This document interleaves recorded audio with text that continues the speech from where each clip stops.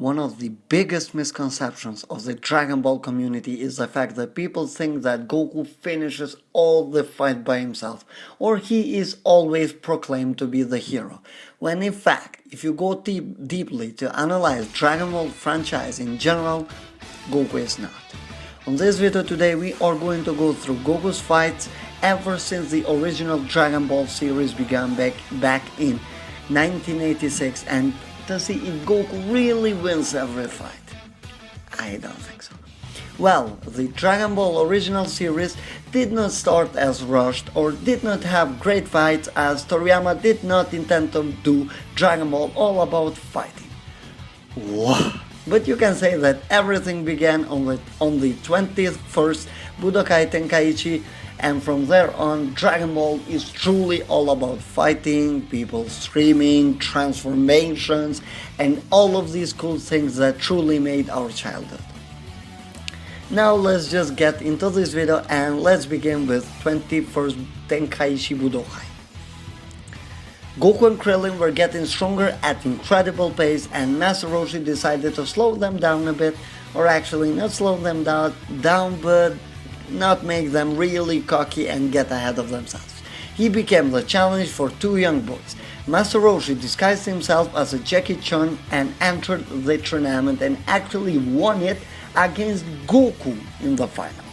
That fight is actually really cool, and if you have never seen it or you just forgot how good it was, go back and watch. So first one, actually the first fighting, something really focused on fighting in Dragon Ball, yeah, Goku does not win. From this we move on to the Red Ribbon Army arc, and basically on that arc Goku wins it without many problems. Yes, Tao Pai Pai, or General Tao, which was a really wrong translation. Mercenary Tao, as known in the English dub, is close to killing Goku, but he survives on pure luck. And after a trip in Korin's tower, Goku has no struggle whatsoever dealing with Tao Pai Pai. Now Goku wins this. And as for the Fortune Teller Bob arc, that was something more to develop Goku as a character more than actual fighting, even though it had some really interesting fights in it. I definitely recommend watching it and watch Goku reunite with Grandpa Gohan, and that is very, very emotional and heartbreaking. That is the first time and probably the last time until Master Roshi in Tournament of Power that you will see Goku crying. So I don't know what to say about that. Maybe Goku wins it, but still, I'm just going to leave it there for now. And now it's time for 22nd Tenkaichi Budokai. Master Roshi once again intends to enter in order to push Goku and company even further, but this time there was someone unexpected. Tenshin Han from the Crane School was there to win the tournament. He had already shown promises as he completely destroyed Yamcha. Keep in mind, Tenshin Han was not a good guy on this arc. And for me, as a villain, Tenshin Han is really, really, really cool. Seeing how strong Tenshin Han was, Master Roshi, or him disguised as Jackie Chun, gives up the match. The final battle was between Goku and Tenshin Han, in which Tenshin Han wins. By luck, yes, but once again Goku did lose as Toriyama continued the tradition of Goku in the World Martial Art. Then we move on into King Piccolo's arc, which was the most exciting arc in Dragon Ball history. Actually not, but still it was pretty good. This arc has some major deaths as Krillin dies for the first time. Yes guys, for the first time. We also had the major deaths of Master Roshi and Chaozu, as well as we saw King Piccolo destroying Shenlong. I don't want to get into explaining the whole arc here, but Goku once again got his ass kicked by King Piccolo and survived it by pure luck, just like versus Tao Pao Pao. On this arc we get the introduction of Ultra Divine Water, which Goku finds, and that turns out to be the reason behind Goku's win against King Piccolo. This is the second time that Goku wins, but still got beaten up the first time. So basically in the Red Ribbon Army, Goku was close to death, survived on pure luck, and won. And the same thing is repeated here again.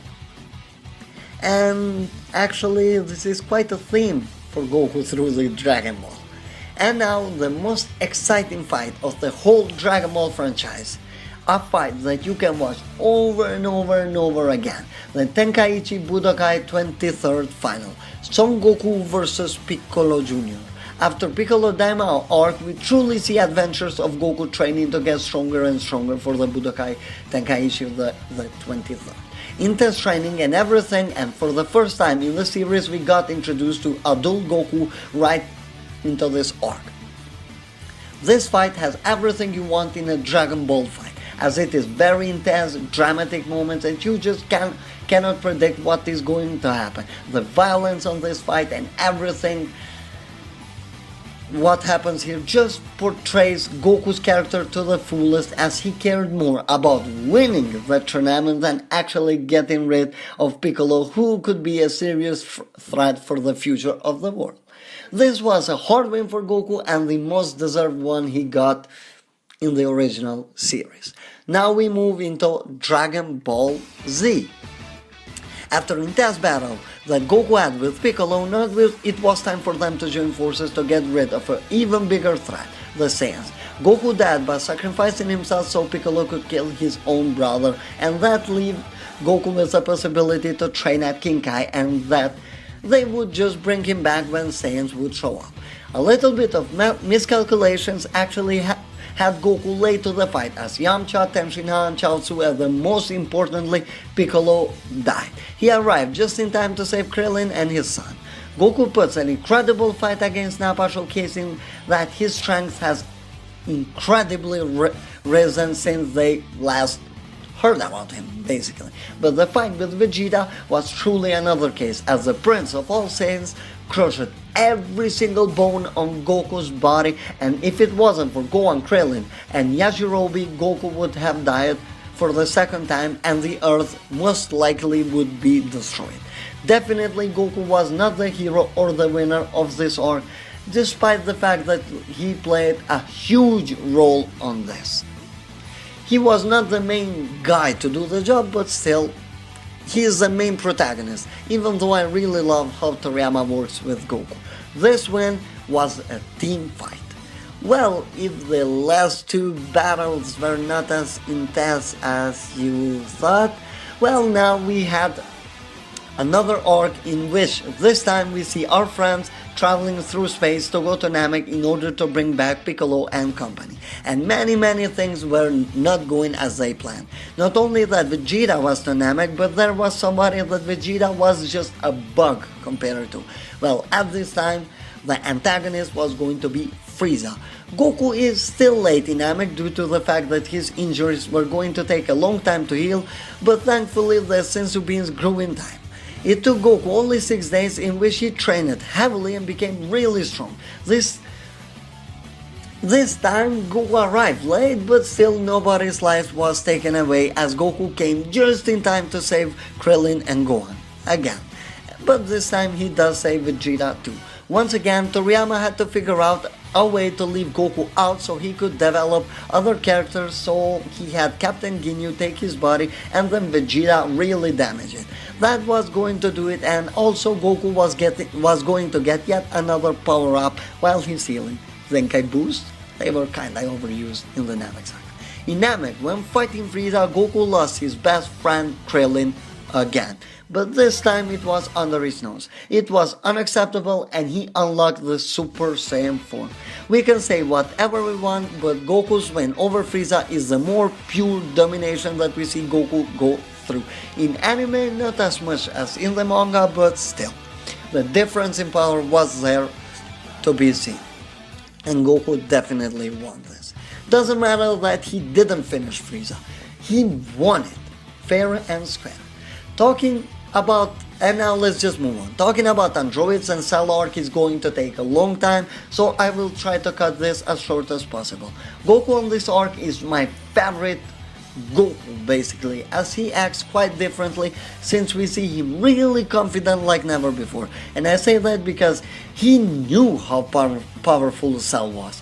The trust he put on his son was special, and the development development of father and son, so Goku and Gohan relationship on this arc was special. As we all know, Goku had to sacrifice himself and therefore did not win this. It was Gohan who landed the final blow on Cell. Yes, Goku did motivate him, but still at the end of the day, Gohan did the job. And now into the longest ever arc of Dragon Ball Z, where everything that you want happens. The Buu arc. You might say that it was Goku who ended the fight with Kid Buu, but I disagree with you.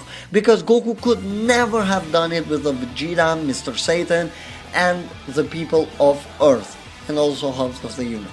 But still, just like the first arc of Dragon Ball Z, which was the Saiyan Saga, this one was a team fight too, in which the team won. It was Goku who landed the final blow, but he truly got help. Unlike Gohan, who was pushing with his own strength. Goku was there just to motivate Gohan. Those two are two whole different cases, and I'm sorry, but I just cannot give this to Goku. And now let's just move on. I don't really want to talk about GT because this video is already long enough, and imagine how long it would be if we go through Dragon Ball GT. And still, if Dragon Ball Super moves past the end of Z, it is definitely not going to be like GT, so I just wanna skip it. At the moment, with Super ongoing, for me, Dragon Ball GT is not a full Dragon Ball continuity. That is just my opinion. But if you guys wanna discuss it, feel free in the comments down below. So now let's just move on with Dragon Ball Super. Literally, the first fight of Dragon Ball Super is Goku vs Beerus. Goku gets beaten the first time by Beerus very easily, and even after attaining the Super Saiyan God form, Goku is not able to win against Beerus. It was simply a loss for him, great fight, no doubt, but Goku did not win, and people really got surprised by that. When in fact, we just proved that this is not the first time that this happens. The second arc of Dragon Ball Super, Resurrection of Frieza, or Resurrection of F, well, Goku pretty much loses the fight from a sneaky attack from Frieza's minion. Vegeta takes over and truly beats Frieza, but still it ends up with Frieza destroying the planet. Whis rewinds the time and Goku is forced to use the Kamehameha in an instant in order to get rid of Frieza. But still, if you think about it, an alternate timeline was created for these guys, so in another timeline, Frieza is the winner. So, do you really want to give this to Goku? Yeah, we are going to give to him since the final blow is to him, and we are not truly linked with that timeline. So yeah. And now let's move on to the tournament between Universe 6 and Universe 7. Well, this one has still one of the Goku's best moments in Dragon Ball Z. Dragon Ball Super, what am I talking? But Goku did not win that, as Goku loses the fight with it. Whatever the circumstances were, Goku did lose this. We might say that Goku giving up somehow made Hit lose to Monaka, but still Goku did not win it, and it just goes this way. We are not using technicality. The Future Trunks or Goku Black arc, the best arc of Dragon Ball Super, and it was really amazing, but yet another arc in which Goku does not land the final blow. People were most worried about Goku winning this because they think that Goku always wins, which in fact, up until now, what we are doing on this video explains that it is not the case. Anyway, Trunks or Zeno, whoever you wanna count, was the last person to land the final blow to Fusion Zamasu, so Goku does not win this in the end. Well, I can understand where people were coming, Goku beating Goku. Not really something that would be so interesting, so I'm glad they didn't do that. And now we reached the end of this, and let's count everything.